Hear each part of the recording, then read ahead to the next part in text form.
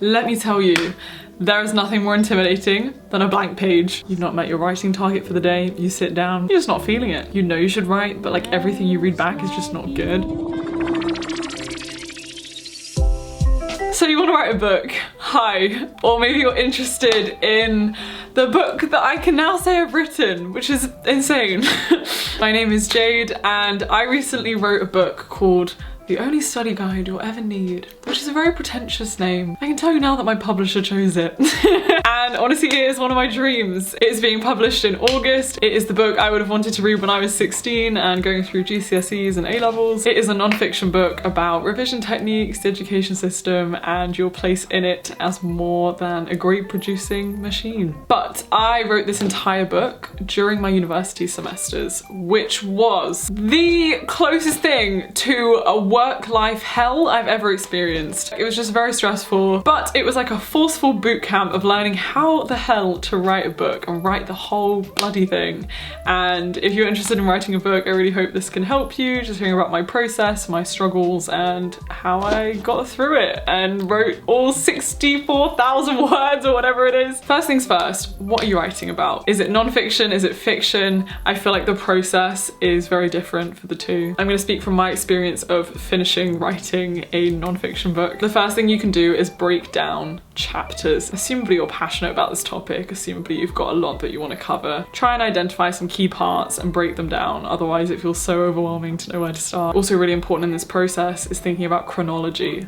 Like, is this the kind of book where you can take any chapter and write it in isolation and get the bulk done, or do you need to be writing these chapters in order? Are they following some kind of storyline? I love Notion, which is an amazing productivity tool, and I had all my chapters, and within each one I would blurt down all the research, outlines, details, fleshing out anything that I could in the early stages, just to see that each chapter had enough to it, to see if I could split one into two, could eliminate one, put it in another one. The second biggest thing I had to learn is time management. Time freaking management. At university I wrote at least one essay a week, sometimes two, or in final season 3, and I had at least 6 classes a week, each of which had 2 hours of preparation work, and if I miss a single class I have to do an essay about the class I miss as makeup work, which is just like insane. I also moved to 2 different cities while writing this book, which is insane to try and adjust to a city and a new way of life, and I also had roommates while writing this book, so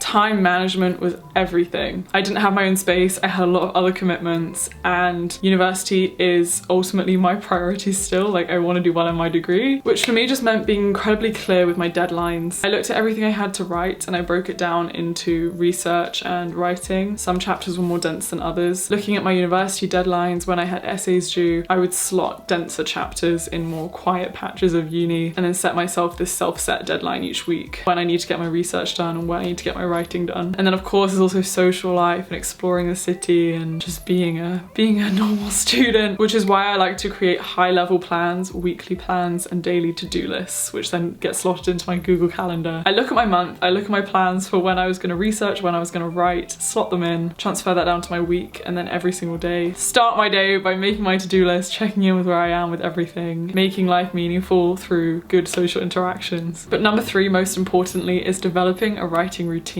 Some people are very sporadic and can write whenever. I need some element of routine. I need to get my brain into the frame of writing. This naturally brings me onto the sponsor of today's video and a platform that helped me so much, and that is Skillshare. If you're not familiar with them, Skillshare are an incredible online learning community. You can take a course on literally anything. They promote learning for fun. I just adore them. I've done so many of their courses on productivity, arts, photography, writing, business, entrepreneurship. They have everything. I watched a lot of these videos to help me think about developing a good writing voice for non-fiction, and I'd highly recommend, if you are going into this, to listen to some experts first. For example, they really taught me the importance of little writing prompts for fun, just to get you into the mode of writing. So for me, I would either start by journaling about my day, just as a really low friction, easy way to start putting words on paper, or I would take one line, sometimes random, using prompts from the internet, anything, or take a word or take an object in the room and write a small paragraph about it,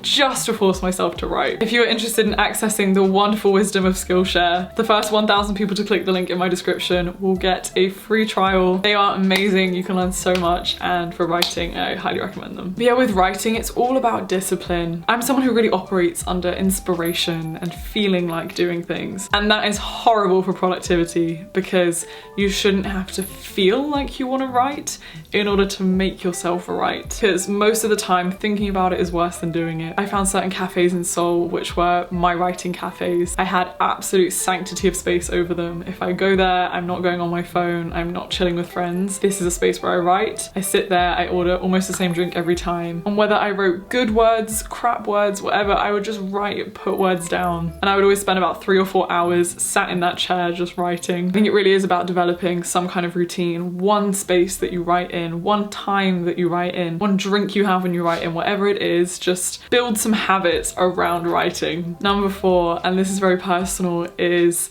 fears and imposter syndrome. And truly this is the big reason that stopped me writing all the time. It's just terrifying. Like for me, I knew I had a publishing deal, so I knew that whatever I wrote would be read, which is special but crazy. And I'm quite an ambitious person, and part of me is like, I want this book to do well. I want it to do numerically well. I want it to, you know, you have these goals as a child, oh, like New York Times bestseller list and all these crazy metrics, some of which aren't even determined by just how many people buy the book. Like there's many other factors. Every time I sat down to write, before I'd even put the words down, I'd be thinking about the reception. And the second you start judging your writing, especially from the perspective of what you think other people are going to think about it, you're done. That is crippling. When you start looking at the end point of what it is rather than the process of you just sitting there just writing some words on paper, you're done. Like, stop. You start to doubt yourself. You start to question why on earth you think that you can write a book, why you think that your voice matters, why you think that you can finish it. Because it is hard, it is grueling, it is you staring at a blank page or reading back words you've written feeling like they are rubbish. It is not feeling inspired. It is not feeling creative some days, wanting to stop writing, it is wanting to give up, and there's no one sitting there telling you that you should keep going. And this leads me on to point 5, which is procrastination. I think procrastination is not just driven by boredom, I think it's driven by fear. Fear of your words not being good, fear of feeling lost, and this can lead you down a loophole of reading writing advice. If you have dedicated time to sit and write, this is not the time to be going on Skillshare. Like that is something you do intentionally to set up your writing process, but you never replace your writing time with reading articles about grammar, questioning your own grammar, watching experts because you know it's secretly productive. There are so many tools of procrastination which are just trying to quell your inner fear, your imposter syndrome. Like, oh, I'm just not in the mood today, so the words won't be good. You just have to keep learning to show up. And I think that's really helped by having a fixed routine, a sanctity of space, also scheduling 2 different times in your schedule for research and for writing. Research needs to be done, planning a plot, planning the stories you're going to tell, that all needs to be planned,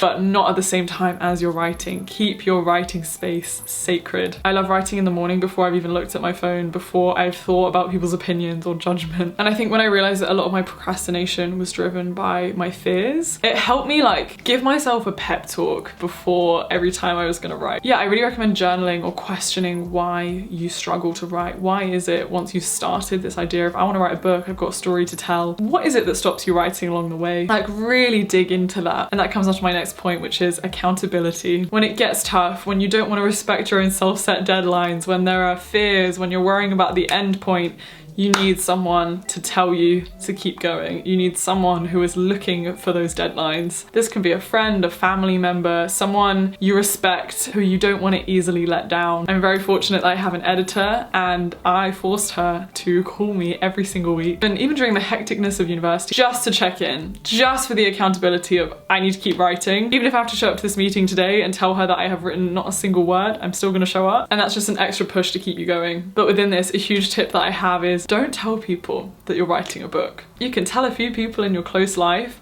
but do not go around telling the world that you are writing a book, because you will start to get the gratification of having written it. When you say, oh, I'm writing a book, people are amazed. They're like, wow, this is incredible. Tell me what it's about. Like, that's amazing. Good for you, blah, blah, blah. And it's so easy to get caught up in the brilliance of their response that you don't do the hard nitty-gritty writing after. You might have heard you're less likely to complete your goals if you go around telling everyone them, and I often believe this is true. I only told the people in my life who it was essential to tell, and I didn't let myself over romanticize or glamorize writing because it is really tough. I just kept doing it, did the tough part, and now that it's written, I can start to enjoy the glamour of having written a book. And finally, bringing all of this together is fun. You have to learn to find fun in it, to make it meaningful, to stop taking it so seriously. I put so much pressure on myself in the first few months of writing this book, and it took so long for me to let go of it, to stop thinking about the completed book, to stop thinking about the person reading it, to stop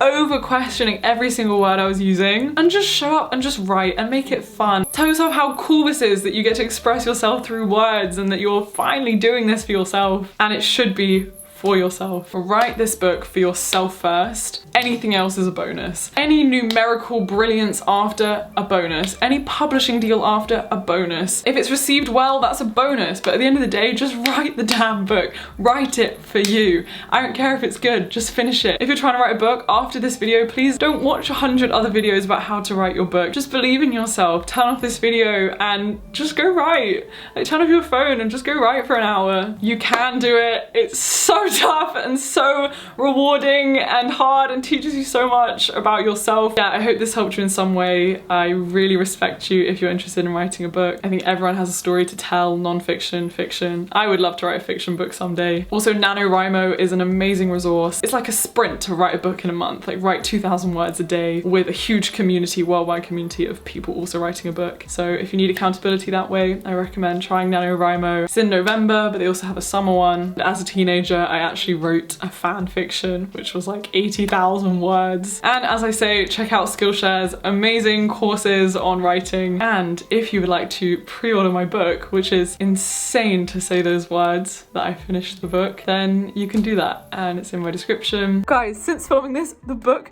became an Amazon #1 bestseller. It doesn't even exist yet. We're #1 on education on Amazon. I'm just... Thank you. You can get it at independent book retailers, you can get it on Waterstones, you can get it on Amazon if that's easier. Who knows if it's good, but I wrote the book and you can too. Tell me what you're finding hardest about writing a book. I'm really intrigued because I'm sure I can relate to it. Bye.